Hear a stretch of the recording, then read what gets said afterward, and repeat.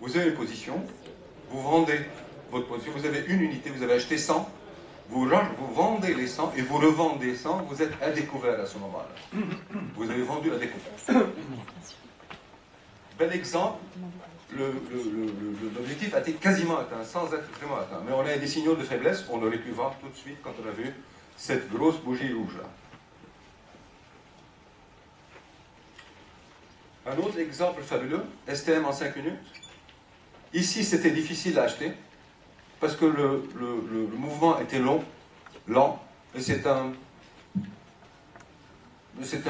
demi-cercle insipide, on n'aurait pas pu rien faire ici, c'était quelques centimes. Et puis le marché a été chercher le gap sans pouvoir le fermer, et puis tout à coup, il a touché le gap, et le gap a rejeté les prix, mais d'une façon dramatique, puisque le plongeon était saisissant. Donc il fallait vendre le retournement, c'est-à-dire le double top, la ligne de coup était là, on aurait pu vendre ici ou là. On aurait fait peut-être 50 centimes ici ou 60 centimes. Sur un effet de levier, si vous faites, je ne sais pas, 10 000 titres, à 5 € le titre, calculez.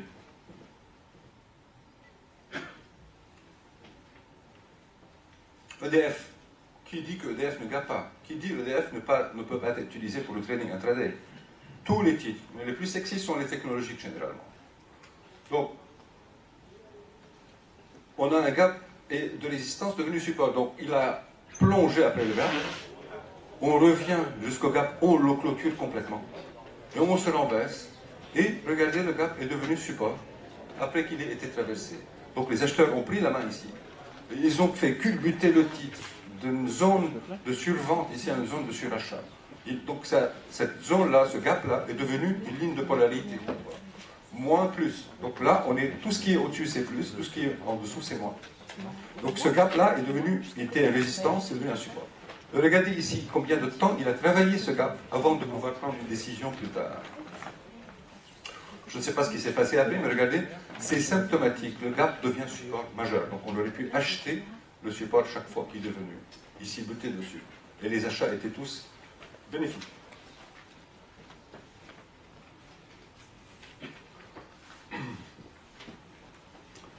Donc, pour ceux qui aiment les mini ou les futurs, DAX, CAC, voilà, si on ne veut pas jouer avec les volatilités des actions qui sont beaucoup plus importantes que la volatilité des indices, n'oubliez pas, les indices sont beaucoup plus inertes, étant donné qu'ils sont très gros. Donc, une action peut être manipulée, peut avoir une direction malhonnête, peuvent mentir, il y a des rumeurs. Le DAX, il n'y a pas de rumeurs sur le DAX, donc il est beaucoup plus lourd. Donc ici, sur le DAX, il y a moins de bénéfices, donc je voulais dire. Ce n'est pas aussi bénéfique que de trader Vallourec, ou Renault, ou Alcatel. Ici, vous avez des configurations qui s'appellent des renversements en tour, Tower Reversal. Vous avez une grosse bougie rouge, une grosse bougie bleue, avec des bougies à l'intérieur. Ça s'appelle une tour. Et ce renversement a été puissant puisqu'il a été suivi par un gap fabuleux qui s'est retourné. On a été jusqu'au centre du gap, on a fermé complètement le gap, on a même dépassé, on est reparti vers beaucoup plus haut. Une autre, dans la même configuration, on a deux tours.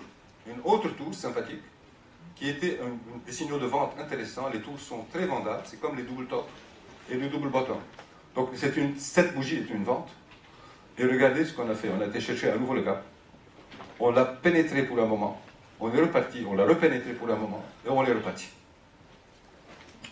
Donc parlons toujours de unité de temps en 5 minutes. Donc, est-ce qu'il y avait un trade à faire? Si on n'a pas pu trader ça, parce que c'est le gap et c'est difficile, ni ça, on aurait pu vendre cette bougie-là et l'acheter éventuellement à la moitié du gap ou la fin du gap. Par exemple, un premier exemple. Et le deuxième, c'est celui-là. On aurait pu acheter, vendre et revendre pour acheter autour de ces niveaux-là. Donc il y avait deux, trois deals à faire à l'intérieur d'une seule séance. Donc quand vous traitez sur des CFD ou des trucs avec des effets de levier très importants, de grâce, pas trop d'effets de levier. Parce que autant vous pouvez gagner, autant vous pouvez perdre. Donc utilisez des effets de levier raisonnables 5 fois, 10 fois, maximum 15 fois sur les actions. Sur le change, vous pouvez aller entre 10 et 20, pas plus, s'il vous plaît, de grâce. Parce qu'une volatilité extrême peut vraiment vous faire du mal. Alors le DAX, ici, je montre le défaut du système. Alors j'ai été stoppé, puisque là j'ai vendu. J'ai attendu qu'on aille chercher le centre, il ne l'a pas fait, il a fait zigzag, et puis il a été chercher mon stop qui était au-dessus de la neige. Donc j'ai été complètement stoppé, donc c'est un deal qui était perdant. Mais par contre, quand il a fait ça, il s'est arrêté, il a recommencé à monter. On aurait pu éventuellement imaginer des achats autour de ces niveaux-là, à la fin du gap. Société Générale en 5 minutes. Pourquoi pas un stop reverse, je dis. Un achat clair, une pénétrante. La pénétrante, c'est celle dont le corps pénètre la moitié du corps de la bougie précédente. En anglais, ça s'appelle piercing line. Et là, il a bien pénétré le corps de la précédente et il a commencé à décaler sérieusement. Était premièrement rejeté une première fois. Il a continué sans être baissier. Il a corrigé pour repartir, rechercher encore le gap, échec. Donc on aurait pris nos profits quand on a vu cet échec-là et peut-être vendre une deuxième fois à découvert puisque le marché a décalé sérieusement après. Donc ce gap était une résistance très importante.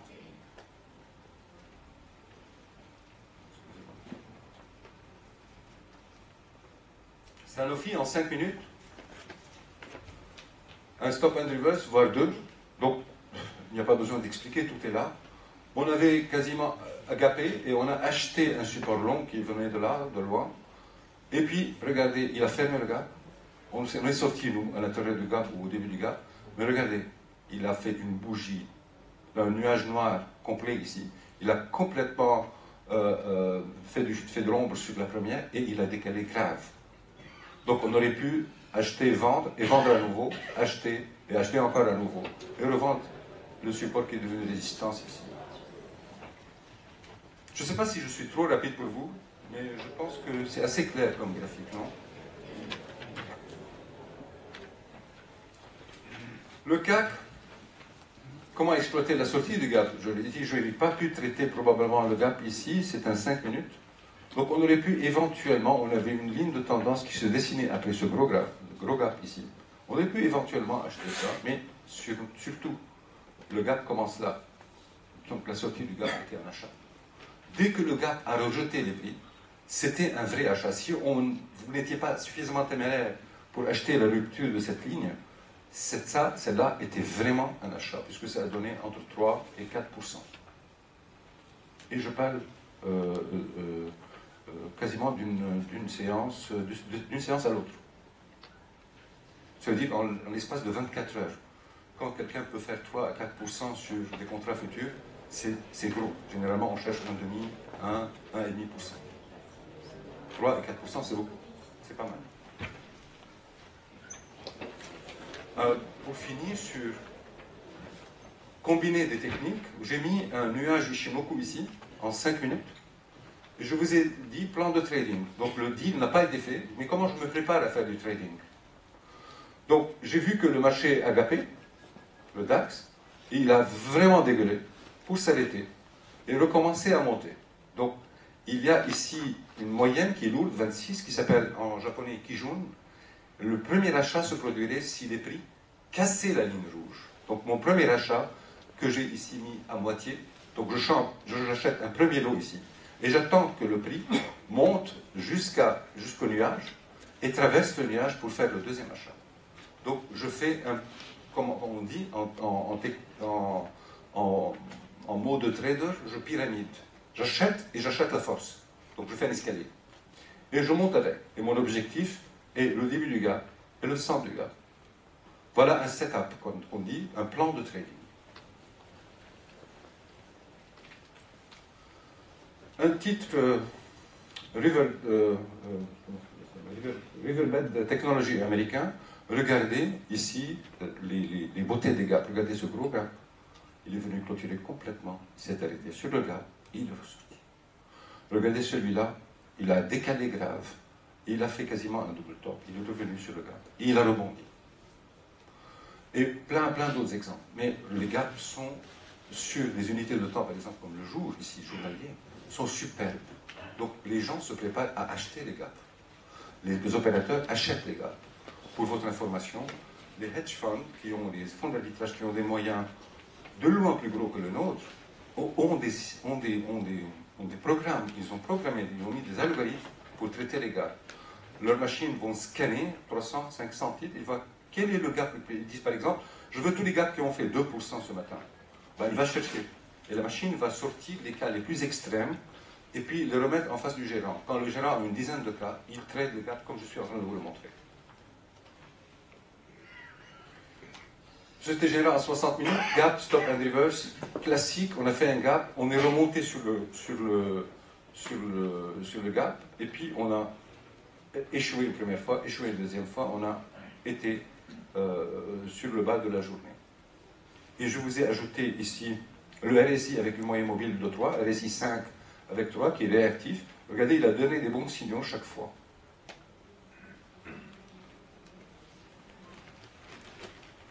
Ici, pour la beauté, les Island Reversals, c'est les prix qui sont séparés des autres par 2 gaps. Ici, dans ce cas, vous avez vu Google, un Island Reversal en triangle, un Island Reversal en triangle et un autre. C'est seulement, je vous ai donné, regardez ce gap-là assez réduit, de gros support aux 2 tentatives. Alors, pour finir, intraday, les amplitudes sont relativement petites, de 1,5 à 1 euro, rarement 2 euros. Le nombre de titres devrait donc être plus conséquent que dans un swing de plusieurs jours. Par exemple, avec 100 titres BNP à 30 euros, la taille du deal est de 3 000 euros et le gain de 1 euro, soit 100. Vous avez donc intérêt, grâce aux effets de levier de 5 à 10 fois, à augmenter vos mises. Parce que vous avez moins de volatilité, le ATR est beaucoup plus faible, et les bénéfices supposés sont plus faibles que quand vous faites du daily. Le daily donne du 1,5 environ, alors que, je ne sais plus combien il donne, ici j'ai mis. Oui, 1,5. Donc c'est tout, c'est une recommandation quand vous faites du intraday. Vous devez, parce que votre risque est petit, plus petit qu'en daily, vous devez augmenter vos mises. Voilà les bouquins qui ont inspiré cette présentation. Celui-là, c'est un classique. Il a backtesté tous les indicateurs techniques. Malheureusement, il n'est pas en français. Carter est en français, mais je n'avais pas le temps de mettre le bouquin en français, mais il existe chez Valor. John Carter, un grand monsieur. Et celui-là est un dernier bouquin qui est sorti en été. La dame a écrit un des meilleurs bouquins d'analyse technique aux États-Unis. Elle s'appelle Dahlquist. Et elle a écrit le seul bouquin que j'ai vu, Technical Analysis of Gaps. Ce n'est pas un livre de trading, c'est un livre qui sert aux quants. Elle a mis toutes les stats sur 20 dernières années sur tous les gaps qui sont aux États-Unis. Il est fabuleux le bouquin pour celui qui sait lire l'anglais.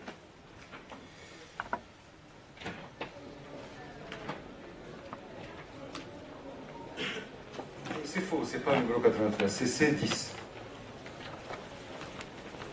C10 l'atelier.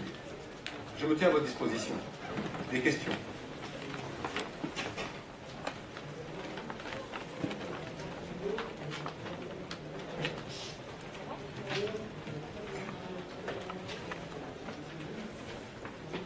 Pourquoi on l'appelle gap de fatigue? Gap de fatigue parce qu'il y a une série de 3 gaps. C'est un constat, c'est un pattern, c'est une configuration. On ouvre un premier et un deuxième qu'on appelle de mesure, de continuation, et le dernier s'appelle de fatigue. C'est-à-dire c'est celui qui va probablement faire revenir les coûts. Si les gaps sont haussiers, c'est celui qui va probablement faire revenir les coûts. Et en bas, c'est la même chose. C'est comme ça, on l'appelle fatigue. Alors, les Américains utilisent le même mot français, ils disent fatigue. Fatiguing gap, ou fatigue gap. Ils adorent les Français, les Américains. Moi aussi. Les Français surtout. Une autre question, monsieur?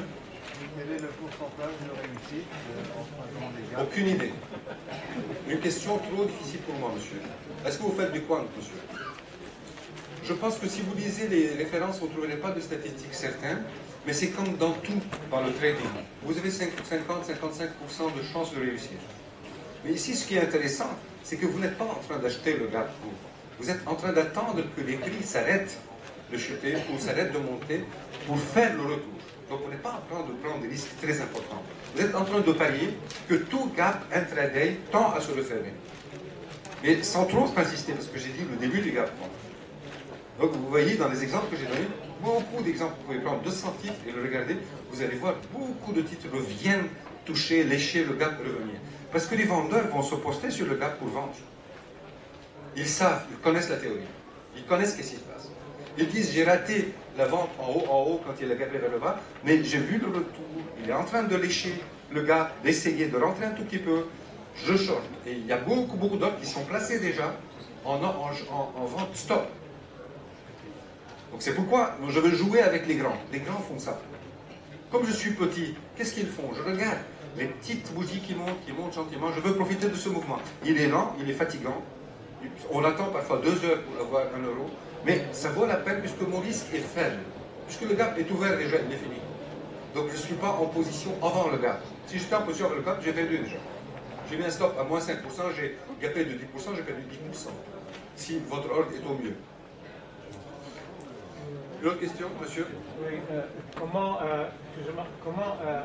détecter le début de ATR qui détermine le retournement de tendance? Vous prenez une mesure, vous prenez l'ATR que vous souhaitez sur 1 heure, sur une journée, et vous prenez un historique de 3 mois, et vous voyez par exemple l'ATR était au quel niveau. Vous prenez votre curseur, vous dites, ah oui, il est à 1 euro, 1,20 €, et puis 1,20 €, il est monté à 1,50, 2. Vous prenez une moyenne, vous pouvez même ajouter une moyenne mobile de 20 dessus, et cette moyenne mobile, c'est votre moyenne. Donc pour voir le retournement de tendance à un moment donné, pour prendre une position. L'ATR ne sert pas pour faire des positions d'une fin de trade. N'utilisez pas l'ATR, ce n'est pas un indicateur. Les indicateurs, c'est stochastique, RSI, MACD. Donc, l'ATR, c'est seulement pour mesurer combien on a de volatilité.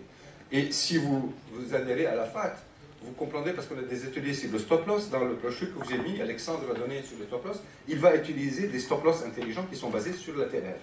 Donc l'ATR, pour nous, se sert beaucoup plus pour mesurer cette volatilité et ne pas mettre nos stops au-delà de l'ATR pour ne pas stopper stupidement.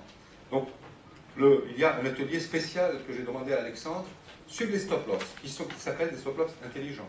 Merci. Les gens mettent des stop loss n'importe comment. Il faut apprendre à mettre des stop loss. Merci. Dites-moi, encore.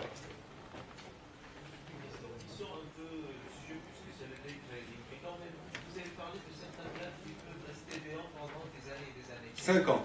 D'accord. J'ai vu des gaps 5 ans. Même 10 ans. Mais à un moment donné, est-ce qu'ils sont ATR refermés ou bien jamais? Non, jamais. Il y a des gaps qui sont restés ouverts depuis longtemps. Apple a ouvert des gaps en 1998 qui ne sont pas refermés. Parce qu'il y a quelques années, le CAC a chuté jusqu'à près de 2400. Ouais. Et il a ouvert un gap à la hausse. Je me demande si ce sera refermé un jour. J'ai aucune certitude. J'ai aucune certitude. Ça dépend où se place ce gap. Si c'est à la fin de parcours ou en fin de parcours. Si c'est au milieu de parcours, il y a de fortes chances qu'il soit refermé. Mais si c'est en début d'un rallye qui a fait 100%, c'est difficile de le fermer. À moins que vous croyez à une autre crise. Si vous croyez à une autre crise, on va le fermer. Mais c'est peu important, parce qu'il soit fermé ou pas, on s'en fout. Vous et moi, on s'en fout. Parce que nous, on a des petits moyens, on a mis 500 ou 1000 euros chez un provider, et on est en train de faire quelques deals pour gagner 50 et 100 euros. C'est quand même l'intérêt de la question, parce que... Si c'est une question rhétorique, je n'ai pas une réponse définitive. Oui. Je voudrais juste savoir si, par exemple, dans quelques années, on connaît une crise comme celle que nous connaissons actuellement. La réponse est oui. Donc, il pourrait... Oui, vous êtes un universitaire, vous. Si vous êtes un trader, vous ne posez pas ce genre de questions. Allez-y, d'autres. C'est des questions trop académiques, c'est le sexe des anges. Ouais. Pourquoi un gap est fermé? On s'en fout. Pourquoi le gap est fermé? Je m'en fous. Moi, je suis un trader, je suis analyste technique à l'origine, parce que je suis président de l'analyse technique. Mais je vous ai fait quelque chose de sexy parce que c'est en dehors de la fac. À la fac, on donne très peu de trucs comme ça. Mais comme c'est un salon où vous êtes des actionnaires, donc je vous ai choisi quelque chose de sympathique. Donc, nous, on s'en fout de la nouvelle. Pourquoi? Parce que le cours a intégré immédiatement, à la seconde près, toutes les nouvelles connues. Ça, c'est la base de l'analyse technique. C'est pourquoi je m'en fous, je ne lis pas les journaux le matin. Je me mets devant l'écran, je vais valorer avec un copé de 15%. Mais prends ton crayon et ta plume et ton truc, et vois quand il y a un petit retournement. Je vais profiter. Je suis un profiteur, je suis un loup. Je ne suis pas le lion, je suis le renard derrière. Ou l'hyène qui est venu brouter les derniers morceaux de viande. Donc je veux prendre seulement les petites, parce que je n'ai pas pu faire tout ça. Je ne suis pas chanceux, je n'ai pas vendu avant le gap de 13%. Sinon, je suis riche à moins de 13%. Donc, j'attends, et le marché commence, je prends mon truc et je vends, j'achète. Et j'attends que le gap soit touché, ou soit peut-être pénétré un peu, et puis je vois, si ça s'arrête et ça commence à faire des figures qui ne m'intéressent pas, je sors. J'ai fait un demi, 1 euro, je suis heureux. Je veux dire que faire 10 euros par jour pour moi et gagner 10 euros 3 fois par jour, c'est énorme, même si le montant est faible. Le principe, c'est de gagner, de savoir gagner. Quand on a ça gagner 10 euros, et 10 euros, et 10 euros, et 30 euros, on peut gagner 3 000 euros par jour. Il faut commencer à gagner. Quand vous avez commencé, vous êtes en confort et vous commencez à gagner, vous pouvez gagner beaucoup plus avec le temps. Donc là, les questions philosophiques, rhétoriques, ça ne m'intéresse pas du tout. Je suis un homme de terrain. Je reviens sur le sujet de la volatilité, sur les actions. Comment aller chercher les titres qui sont plus volatiles? Est-ce que vous savez programmer? Vous connaissez la programmation? Même pour Real Time peut vous fournir un truc. Il y a des trucs très simples à mettre sur beaucoup de sites. Où vous pouvez, par exemple, j'ai un site qui s'appelle AppData, moi j'ai un service financier anglais, ça coûte une fortune. Il a des cases où ils disent vous pouvez programmer. C'est-à-dire, vous pouvez dire à la machine, ou au programme, vous dites si la clôture est à 20 et elle ouvre à 18, dites-moi. Sur une fenêtre le matin, vous vous réveillez à 9h30, vous ouvrez votre ordinateur, vous avez déjà un Excel où il y a tous les cas qui se sont présents. Comme ça, d'accord, mais je cherche les titres les plus volatiles d'une manière générale. Ce sont les technologiques généralement, c'est l'expérience. Quel indicateur peut-on utiliser puisque l'ATR ne dit pas qu'on indique? Aucun indicateur. Aucun indicateur. Un euro et un autre qui Aucun indicateur, c'est les prix de clôture. Ou les plus bas. Vous pouvez dire à votre programme, prenez les plus bas de la séance d'hier, comparez-les au plus haut de la séance d'aujourd'hui. Si vous trouvez un gap de 2%, dites-moi. Et à ce moment-là, vous vous mettez sur le titre et vous le tradez. C'est le seul moyen. Les indicateurs ne servent à rien. Zéro. Monsieur. Un traité. Un traité. Le gap journalier peut être traité. Si vous voulez faire un swing de 15 jours et vous avez vu un petit gap sympathique de 5% et vous êtes en train d'attendre 2, 3, 4, 5 jours qu'il soit refait mieux, vous pouvez le faire. Bon, pour ceux qui ne veulent pas ce rythme-là, en 1 heure ou 2 heures de trading, vous faites des opérations sur 10-15 jours. Rien n'empêche. Mais l'important, c'est le principe est le même. Mais le gap d'ouverture de séance est énorme et sublime. Parce que pour les traders, c'est le pain quotidien. Et le change n'a pas de gap. Et moi, je suis une spécialiste de change. Moi, je souffre toute la journée parce que je n'ai pas de gap. Monsieur. Je me demande le paiement des dividendes de l'action à l'ouverture de la bourse la journée après, il fait passer les